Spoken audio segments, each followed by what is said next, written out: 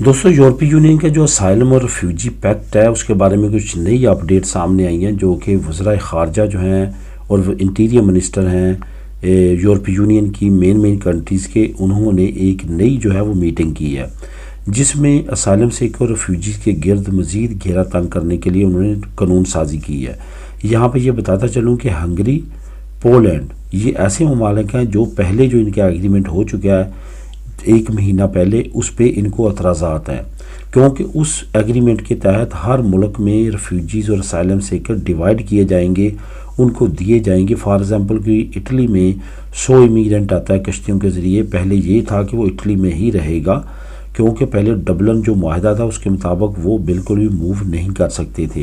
لیکن اب نئے قانون کے مطابق ان کو ڈیوائیڈ کیا جائے گا تمام شنجن اور یورپی یونین کنٹریز میں، جس پہ ہنگری نے اور پولینڈ نے کہا ہے کہ ہم یہ ریفیوجیز کو نہیں لیں گے، جس پہ ان کے جرمانے بھی عائد ہو سکتے ہیں۔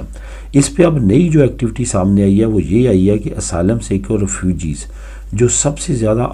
اپلائی ہوتا ہے اور آتے لوگ اس کو اپلائی کرتے ہیں، اس سے جو لوگ ریجیکٹ ہوتے ہیں، جو کہ بہت بڑی نمبرنگ ہے، ان کو فوراً ڈپورٹ کرنے کے آرڈر دیے جائیں گے، اور کوشش کی جائے گی کہ ان ممالک کو